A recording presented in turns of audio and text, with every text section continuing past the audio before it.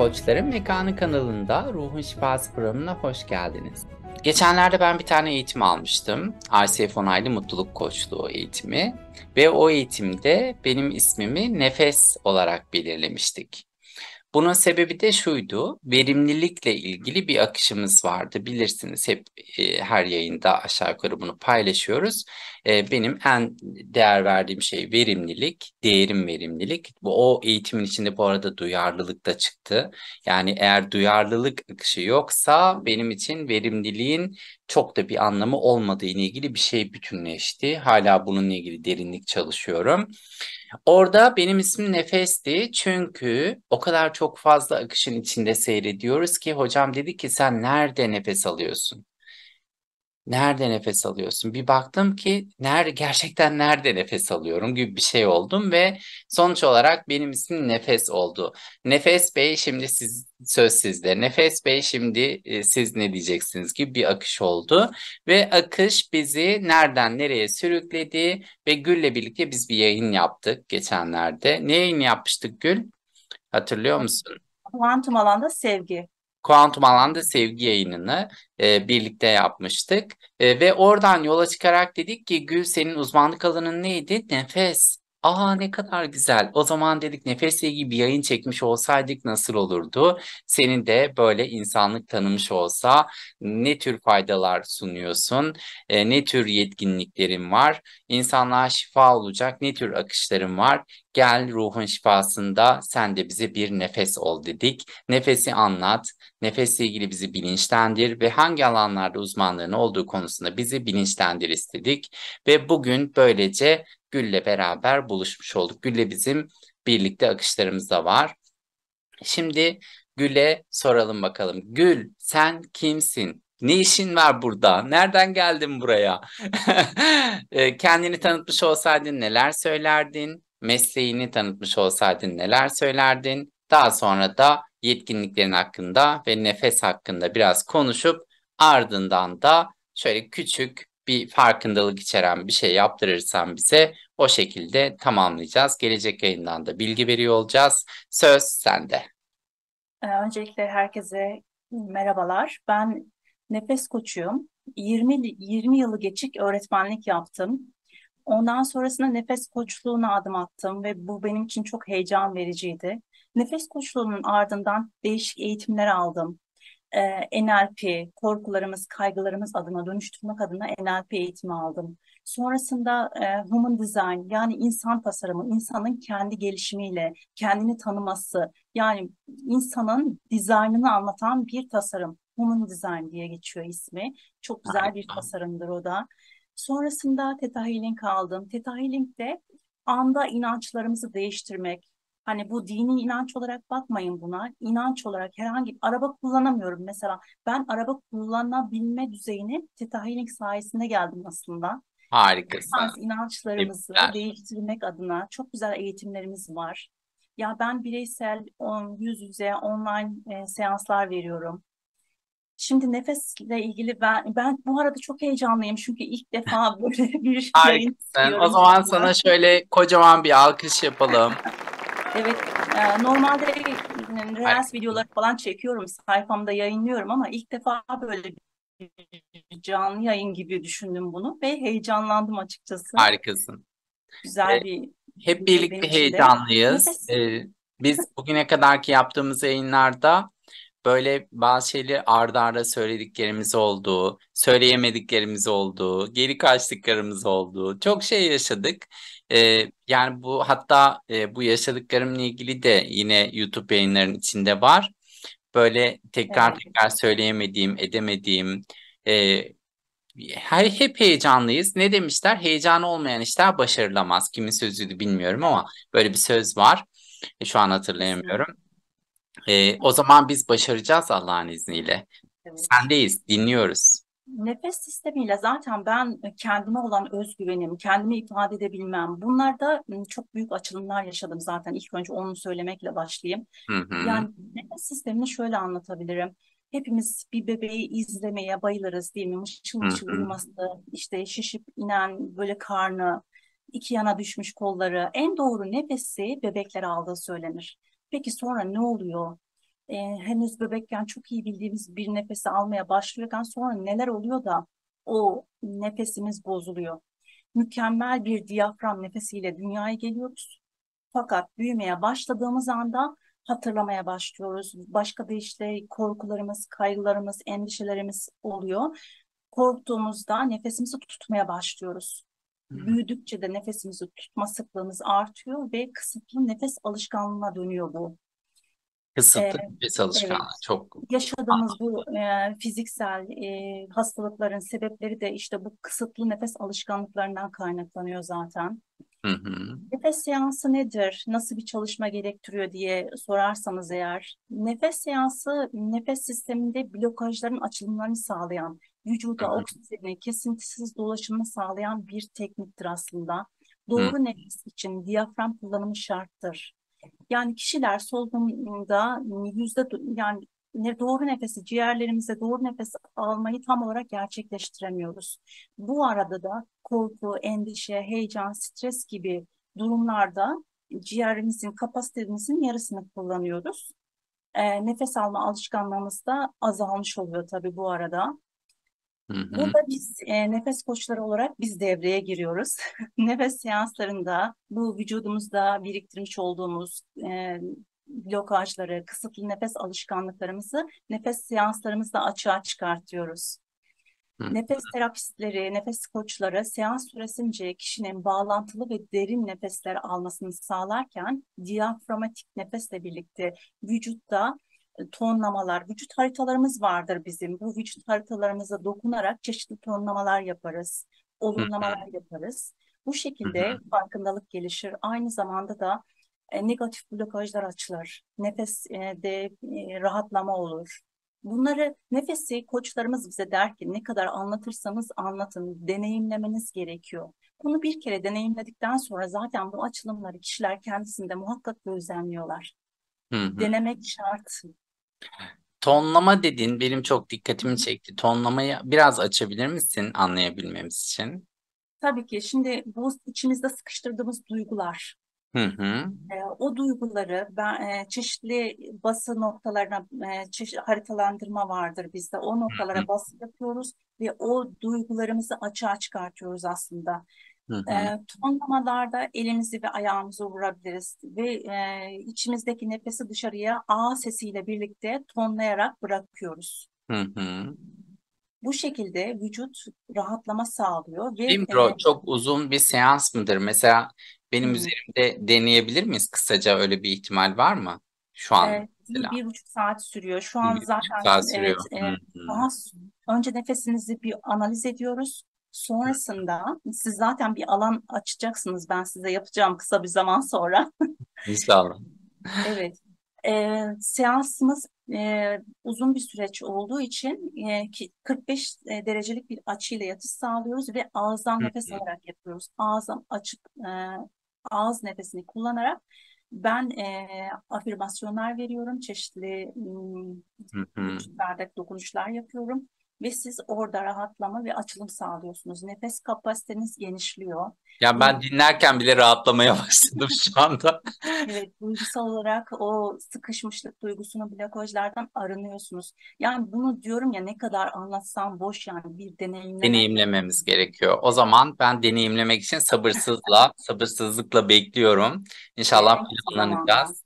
En kısa Yes, zamanda böyle bir alan açabildiğimizde tabii birlikte ki. bunu gerçekleştireceğiz. Ben şu ana kadar neden bu alanı açmadım diye bir pişmanlık duydum. Doğrudur yani şu anda. Ben İnanılmaz güzel. Böyle dinliyor olmak harika. Bu konuda anlatacaklarım varsa dinleyelim. Bazı şeyler soracağım çünkü. tabii ki. Şimdi şöyle de diyorlar size gelsem bir seans uygulasak bunu öğrenebilir miyim? Bu tek bir seansla her şey değişir mi diyorlar mesela. Hı Öyle bir sorular da geliyor. hı. Yıllar boyunca kısıtlı nefes almışsınız. Bunu hemen düzeltmesin, yani düzeltmeyi bekleyemeyiz. Doğru nefesi bir anda uygulamaya başlayabilmemiz pek mümkün olmaz. Yani bunu nefes seansların bir alışkanlıktır. Hı İlk hı. etapta diyafram nefesinin farkındalığıyla başlar. Hani Hı işteyken, evdeyken, araba kullanırken bile nefes alışkanlığı gelir. Şu anda doğru nefeste miyim? Şu an farkındalığım var mı? Nefes tuttuğum anlarım rahat mı? bunu yakalayacak düzeye gelirsiniz. Muhteşem ya. Evet, Seanslara devam ettiğimizde bu alışkanlığı edinebiliyor muyuz? tabii ki, tabii ki. Yani mesela iş yerinde diyelim şey oluyor. Ben kendi açımdan söyleyeceğim. Söyleyebilir miyim bu arada, Tabii ki, anlatımını tabii ki, kesmiyorum değil mi? tabii ki. Mesela şöyle oluyor hocam. Bir müşteri geliyor mesela. Bugün örnek olarak bugün sadece benim yapacak olduğum ve ortalama 30-40 dakika boyunca süren bir işlem var. Bu Antalya bölgesinde de sadece ben yapabiliyorum şu anda görünüşe göre. Yani hiçbir yerde yapılmıyor. Dolayısıyla gelen insanlar da çok dolaşmışlar, yorulmuşlar, gelmişler. Ben oturuyorum, bir tanesinin işlemini tam bitirdim derken bir tane daha geldi. Bir tane daha geldi. Üç tane ard arda oldu. Ve şey oluyor, bilinç biraz sıkışıyor hani ard arda geldiğinde. En son bir tane müşterinin çok küçük bir işlemini yapacağım ve müşteri şey yaptı. Mesela hiç odağında olmayacak bir konuyla ilgili soru sordu. Ve ben de yani şöyle dedi. Benim zaten ona ihtiyacım yok dedi. Hani mesela veriler böyle duruyor. İçinde ihtiyacı olmayan odaklanıp ona ihtiyacı olmadığını söyledi. Ve ben direkt şöyle sormuşum. Çok bilincim sıkıştı ya yani o anda arda arda geldiği için. Şöyle sordum. Yani anladığım kadarıyla ona ihtiyacınız olmadığından dolayı onu sormuyor olmuş olsaydınız daha anlamlı olurdu değil mi diye sordum. Tabii bunu kim anlayacak, nerede anlayacak, nasıl anlayacak? Ben işte sıkışmışlığımın sonucunda böyle buldum kendimi. Burada mesela daha rahatlayabilmek için gözlemleyebileceğimizi anlıyorum. Doğru mu anlıyorum? Hani Evet, nefesle ilgili çalışmalar yaptığımızda tabii ki, ben o zaman bu çalışmaları bizim sürecimizde vardı değil mi? Bu yapacağımız çalışmaların tabii, hepsi. Ben tabii ki o var. zaman bu çalışmaların hepsini yapmak için heyecanla bekliyorum. Hayatın içinde şifalanmak, nefes almak çok değerli çünkü. Harika oldu. Ben örnekle birlikte söyledim. Yani bu çünkü hayatımızın içinde var yani. Ve ard arda çok sıkışık geldiğinde ve gerçekten nefes alacak bir alanda olmadığında onun içinde o nefesi koordine etmekle ilgili bir zorundalık ortaya çıkıyor. Bunu yapabiliyor olmayı ben biraz daha bilinçli farkındalık olarak gözlemliyorum. Bilinçli farkındalığa çıkışta birçok yayın yaptık, birçok da yapacağız ve bunların hepsi birbirini destekliyor olacak. Tüm bunların içinde nefes koordineli ve doğru bir şekilde akıyor olduğunda çok daha anlamlı bir sonuç alabiliyor. Hatta süreci çok daha anlamlı yaşayabiliyor olacağız desek daha doğru olacak değil mi? Hani Tabii. sonuçlarla bütünleşik bir süreç, continuum diyorum ben ona, böyle bir akış çok daha güzel gerçekleşiyor olacak. Gerçekten harikulade. Bu konuda anlatacaklarım varsa dinliyorum. Ben diğer konularla ilgili de ufak tefek bazı şeyler sormak istiyorum sana. Tabii ki siz isterseniz sorabilirsiniz. Daha sonra anlatmaya devam Mesela edip. Theta Healing ile ilgili sana gelseler mesela işte ben bu bağlamda seans almak istiyorum deseler e, orada ne yapacağınızı nasıl yapacağınızı değil onu sormuyorum yani hani kişi ne tür bir faydaya ulaşıyor olacak. Mesela sen şey demiştin biraz önce. Şimdi soruyu sorarken yanıt da zihnimde çağrışıyor. Araba kullanmayı bununla başarabildim. Ne oldu da başarabildin yani orada? Ben araçla kaza geçirmiştim ve aracın kesinlikle yani süremiyordum. Bir korku vardı, hız yapamıyordum. Hı hı, Kesinlikle bir gün kamptan dönüyorum yine. Aracın içindeyim ve ben gaza basamıyorum. Yani öyle bir telaşlıyım ki. Theta Healing tekniğinde his yüklemeleri ve olumlamalar gibi çalışmalarımız da var. Ben kendi kendime o hisleri yükleyerek e, vardığım mesafe 90 kilometre, 90 kilometre boyunca ben zihnime onu öyle bir yerleştirmişim ki ondan sonra artık ben çok rahatım şu anda. Gayet rahat araca biniyorum, hız yapabiliyorum. hı hı. Korkum kalmadı yani çok rahatladım. Bir, Yani bir şey soracağım. Yani mesela NLP eğitimde aldığını söylemiştin değil mi? evet, NLP'de çapalama var bilirsin. evet biliyorum. NLP'deki çapalama burada dursa, buradaki his yüklemesi burada dursa, ikisi arasındaki fark nedir? Şöyle çapalamada olumlu bir duyguyu mesela bir havuzdasın diyelim Hı ve hı, çok keyif alıyorsun orada. O hı hı, havuzdayken o olumlu hissettiğin duyguyu parmağın bir yerine çapalıyorsun hı mesela. hı, hı hı, O çapayı olumsuz hissettiğin bir yere gidiyorsun. O ortamda memnun değilsin. Hı Sonra buraya dokunduğun zaman o olumlu hisler sana yükleniyor sanki. Onu hı. Hı. hissediyorsun. Yani çapalama Diğer tekniğinde bu. his yüklemenin e, niteliği nasıl? Yani farkını anlamış olsak nasıl anlayabiliriz diye Yani soruyorum. ben şöyle, o araba kullanma hissinin nasıl bir his olduğunu biliyorum diyorum. Hücrelerime onu hissettiriyorum. Hı hı. Ona layığım, buna izinliyim diyorum. Hı Kendi kendime o olumlamaları veriyorum ama öncesinde çalışma yapıyorum yine kendime. Yani bir kazı çalışması yapılır. Önce Theta Healig'de bu hı. araba kullanma. Bu kazayı ben geçirmişim ama bunun geçmişi de var. Hı. Geçmişte nelerde bu duyguları yaşadım. Bakın duygudan gidiyoruz biz burada. Kaza Duygudan önemli gidiyoruz. değil. Hı hı. Yaşadığım bir durum önemli değil. Sadece duygu. O kaza anında ben ne yaşadım? Nasıl bir duygu içerisindeydim? Geçmişe gidiyorum. Geçmişe giderek o çekirdek inançtaki yaşadığım o duyguyu buluyorum tekrar ve onu dönüştürüyorum. Ki şu zamanıma kadar artık bunu yaşatmayayım kendime diye. Hı. Çünkü ben bilinç dışında ben bu duyguyu yaşamak için kendime bunu yaşatıyorum. Kaza olarak olur, başka bir türlü olur. Ben yaşatıyorum aslında Şunu kendime. söyleyebilir miyiz? Mesela farkında olduğum veya olmadığım, geçmişte bir yerlerde derinde gizlenmiş olan bir veriyi bulup daha Evet, sonra onun bugüne güzelleyerek gelmesi, yani iyileşerek gelmesi ve bugün o yaşanırken onun şifalanmış olarak ortaya çıkıyor olmasını burada sağlayabiliyoruz evet. diyebilir miyiz? Evet, oradaki çocuk bilinciyle Hı bilinçsiz hı. tarafından ben bir şeyi yanlış anlamışım. O yanlış anlaştığım o anı artık düzeltiyorum. Artık bu Hı anın bu şekilde olmadığını zihnime bildiriyorum ve bunu yaşatmıyorum artık şimdiki zamanımda. hı. Ve birçok çalışmalarda artık bunu kullanıyoruz biz. Harika. Sen bana da sunacak mısın bunlardan? Peki sunacağım. Oo, harikasın. Teşekkür Çalışacağız ediyorum. birlikte. Süper. Harika. Ve Çok mutlu birçok oldum. ya o kadar güzel çalışmalar var ki yani buraya programa sığmaz gerçekten hepsi. Harikasın. Harikasın. Bu Human Design tarafında Hı. şey var. Daha önce ben onunla ilgili bir çıkartmıştım. Hatta şimdi bir tane daha değerli dostum da bu konuda çalışma yapacak bana. Senin de uzmanlığın var. Mesela bu Evet. kapalı kapı, açık kapı mevzuları var. Onu kısaca ifade Evet. etmiş olsan. Kapalı kapı değil de tanımlı tarafımız ve tanımsız Ha, tanım taraflarımız var. ha evet bak işte cahillik yani. Ben konuyla Estağfurullah. ilgili bir uzmanlığım olmayınca Hı. ne kadar güzel oldu bak. Süper. Bu ne demek? Tanımla tanımsız. Mesela tanımsız taraflarımızda benim duygularım tanımsız diyelim. Hı hı. E, Bir yere gidiyorum ve o alanda o duygu yoğunluğu varsa, bir üzüntü, bir keder yaşıyorsa insanlar ve ben o duyguları kendime alıyorum. Sünger gibi çekiyorum aslında. Ve ne oluyor bana diyorum. Gidiyorum başka bir tarafa bu duyguları yaşıyorum ama bu duygular bana ait değil. Hı hı. Başka bir tarafta gülen, eğlenen birileri var diyelim.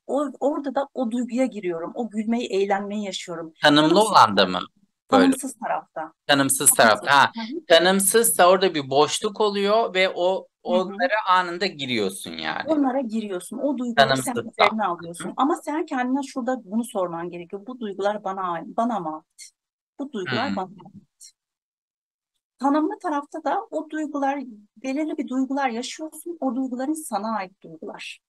O Yani duygu, tanımlı taraf daha etkili olduğun tarafmış gibi. evet, Doğru mu evet. anlıyorum? O Harika. duygularını sen Sen yaşatıyorsun bu kendine. haritayı Sen çıkartabiliyor musun sana başvuru yapmak çıkartıyorum. gerekirse? Evet, Vay evet. harikasın. Kocaman bir alkış. Müthiş. Teşekkür ederim. O zaman sen Birçok, hem bu haritayı çıkartabiliyorsun, hem bu haritanın içinde vakti zamanında bir kötü haller varsa bugüne iyi evet, taşımak istiyorsa dönüştürebiliyorsun. evet, Ve normal hayatın içinde, yaşamın içinde nefesi de dengeleyerek bunların hepsiyle ilgili güzel bir anı yani şimdiki zaman farkındalığını diyelim tatmamızla ilgili bize destek olabiliyorsun. evet. Kombine gibi düşünün artık. Evet Hepsini ben koyuyorum. şöyle bir özetlemeye çalıştım ama yapabildim mi? Çok Yani güzel yaptınız. e, müthiş. Tebrik Ya ediyorum kişinin seni. nerede bir Harikasın. rahatsız, evet, kişinin nerede bir rahatsızlığı varsa o bölümde ne yapılması gerekiyorsa orayı kaldırıyoruz. Kişiyi rahatlatmak amacımız. Süper ya. Ben dinlerken rahatladım yani şu anda. İnanılmaz güzel. Çok mutlu oldum. Ben Harikasın. böyle bana Tebrik böyle, ediyorum seni. Hı böyle bir alan açtığımız için ben teşekkür ederim ayrıca. Ben teşekkür ederim. Bunca şey orada gizli kapaklı duruyormuş. Sen niye duruyorsun ki? Yani gel, gerçekten bu tanınsın, insanlık bilsin bunu yani. Şey de yaparsın, Instagram adresini falan da ekleyeceğiz buraya. İnsanlar sana ulaşsınlar yani. Mucizevi şeyler bunlar, harika şeyler. Ben Çalışma. gerçekten hatta bunların hepsiyle ilgili çalışmalar yap yani sen bana. Bunların hepsini ben senden ayrıca dinlemek istiyorum. Ben bu kadar farkında değildim uzmanların. Yani kocaman alkışlamak istiyorum seni. Harikasın. İyi ki yayını yaptık ki ben böyle daha yakından tanıyabildim. Teşekkür ederim. Harikasın. Eklemek istediğin, paylaşmak istediğin başka şeyler varsa dinleyebiliriz. Ee, Şimdi ben nefes seanslarında bahsedeyim biraz daha. Nefes Lütfen. seanslarında bireysel, online veya yüz yüze olarak nefes çalışmalarımız olduğu gibi kamplarımız da oluyor. Hı Başlangıç hı. seviye mini kampımız ve 5 günlük dönüşüm kamplarımız oluyor. Bunlara da Harika. katılabilirsiniz. Onlarda da enteresan, çok güzel açılımlar, dönüşümler oluyor. Değil mi? Zaten Uygulamaların detaylandırılması bu işlerde gerçekten çok daha güzel oluyor. evet, evet. Kesinlikle harikulade. Bu nefesimizi fark etmekle ilgili küçük bir farkındalık hediye edecek Evet, misin bize? evet tabii ki. Onu yapalım nefesimizi farkında olmakla ilgili. Bir elimiz göğsümüzde, Hı bir hı. elimiz karnımızda olsun. Şöyle Gözlerimizi yapalım mı? Evet. Bir elimiz göğsümüzde, bir elimiz karnımızda. Ben Evet. şimdi nefesini size fark etmenizi sağlayacağım. Yani bu nefes seansı değil, bir çalışma değil, Tamam. sadece fark Sadece etmenizi farkındalık. sağlayacağız. Anladım. Şimdi nefesimizi müdahale etmeden izleyelim. Bakalım nerede? Nefesimiz şu an nerede? Nefesi nerede alıyoruz şu anda? Nefes karnında var mı? Hocam benim göbek biraz da şey olmuş, böyle büyüyor, küçülüyor. Evet. Ya nefes karnındaysa eğer gerçekten rahat bir hayat yaşıyorsunuz o zaman. Genelde erkekler göğüsten nefes alıyorlar. Ya göstermeye de utandım şimdi, göbeğim azıcık büyümüş. Şimdi göğsünde çabasızca alınan nefes hissedebiliyor musun? Onu fark et. Nefesin girişini çıkışını fark et.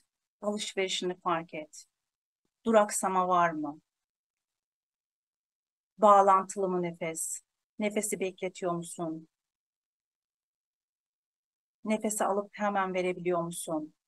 Sadece izle nefesini. Nefesini son olarak dikkatini nefesin verişine odakla şimdi.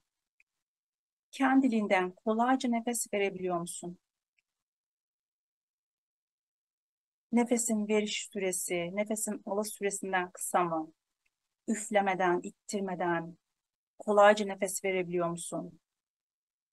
Bu soruların birine bile hayır cevabı verdiysen eğer bir koçla çalışma yapmalısın. Hepsine evet verdiysen de, ki ben şu anki bilincimle evet veriyorum. Bununla birlikte yine de çalışma yapmalıyız bence. Ee, Tabii, Geliştirilebilirliği çok kuvvetli. Yani şimdi şey mesela karnım şişiyor, buradan rahat hissediyorum, hiçbirinde zorlanmıyorum gibi duruyor. Yani ben bunları biraz şöyle düşünüyorum hocam. Şu anki bilincimle algılayabildiğim şekilde böyle gibi düşünüyorum. Yani eğer kendimizi bir yerde, yani bunu bir sıfır olup bunu bire taşımış olsak, iyiye taşımış olsak nasıl yaparız demedikçe gelişim olmuyormuş gibi geliyor evet, yani. O evet. yüzden ben hazırım. Gelişime hazırım. E, Nefeste şöyle, dakikada bir nefesi rahat koordine edebilecek şekilde de yüzebiliyorum hayatın içinde şu anki geldiğim bilinçte. Konuşmalarımdan da fark ediliyordur diye düşünüyorum. Mesela bazen bir konuşmaya başlıyorum, böyle gidiyor gidiyor gidiyor. Geçen de bir arkadaşım diksiyon eğitimi alıyordu. Bir şey var, onu okuttu bana. Devam ediyorum, devam ediyorum okumaya, devam ediyorum. Ne yapıyorsun dedi ya. Ben kaç derstir gidiyorum, bunu yapamadım. Sen ne yapıyorsun arkadaşım? Gibi bir şey oldu. Ben şeyi fark ediyorum. Mesela şöyle diye arada nefes alıyorum gibi. Sanki bunun bir güncellenmesi gerekiyormuş gibi geliyor. Evet. Yani daha böyle burundan sanki alabilirmişim de verebilirmişim. Yani eksik yerlerim olduğunu hissediyorum yani. Bunların hepsi için tık tık tık kapınızı çalabiliyoruz ve Çalışmak gelişebiliyoruz. gerekiyor. Çok teşekkür ediyorum. İyi ki Ben geldin, teşekkür iyi ki ederim. buradaydın, iyi ki bu yayını yaptık. Çok güzel farkındalıklar paylaştın. Bu sorduğun soruların hepsini herkes izleyecektir kendisinde ve mutlaka bir nefes koçuna, mümkünse sana başvuracaktır diye düşünüyorum. Çok teşekkürler. Var mı Ben başka söyleyeceğim bir şey, paylaşmak istediğim teşekkür bizimle? ederim. Sizinle çalışmak gerçekten çok güzel. Program çok güzel. İzliyorum, YouTube programlarınızı izliyorum. Çalışmalarınızı takip ediyorum. Hepsi çok güzel. Çok Teşekkür ediyorum. bilgilendirici. Bu birlikte yaptığımız seanslarla ilgili de bir şey paylaşmak ister misin bu arada? Ne hissediyorsun? Nasıl gidiyor akış? Şimdi bu şey gibi düşünelim. Hani şurada bir ip var. Hı. Buraya ulaşmak istiyorsun, değil mi? Bu ipten yavaş yavaş yavaş yavaş o tarafa doğru gidiyorsun. Yani hani Lego parçası gibi Legoları birleştire birleştire gidiyorsun. Sizinle çalışmamız sanki bunun gibi yani. Legoları parça parça birleştiriyorsun. Harikasın. Tebrik ediyorum. Burada birlikte seanslar yaptığımız bazı dostlarımızı da biz davet ettik bugüne kadar. Bu 52 seans akışımızı tanımladın değil mi sen? Doğru Tabii anladım ki. yani. Doğru anladık. Seans akışını Aynen. tanımladın. Orada bu kognitif harita diye bir şey var beynimizde. Ve bu haritanın, bu şemanın diyelim, yapısı öyle bir şey ki burada veriyor olduğun şey burada yani bundan 10 hafta sonra belki bütünleşerek yeşeriyor. Yani o atılan tohum açığa çıkıyor ve sen çok güzel tanımladın biraz önce Lego gibi birbirini tamamlayarak gidiyor diye. Her gün yeni tanımlar geliyor. Ben böyle aşkla izliyorum yani. Çok beğeniyorum. Ya aslında Lego değil, puzzle gibi diyelim artık. Puzzle gibi diyorsun. Evet. Yani birbirini tamamlıyor diyorsun. Tamamlıyor. Evet. Harikasın. Çok teşekkür ediyorum bu geri bildirimin içinde. O zaman gelecek hafta hangi yayını yapıyor olduğumuzu düşündüğümüzü paylaşalım. Bir tane hocamız var bizim. Hipnobiyoenerjist diye geçiyor. Hipnobiyoenerji yapıyor yani kendisi. Ee, Eğer olursa onunla bir yayınımız olacak. Ve haftaya da onunla birlikte yayınımızı sunuyor olacağız inşallah. Kendinize iyi bakın değerli dostlarım. Görüşmek üzere. Görüşürüz.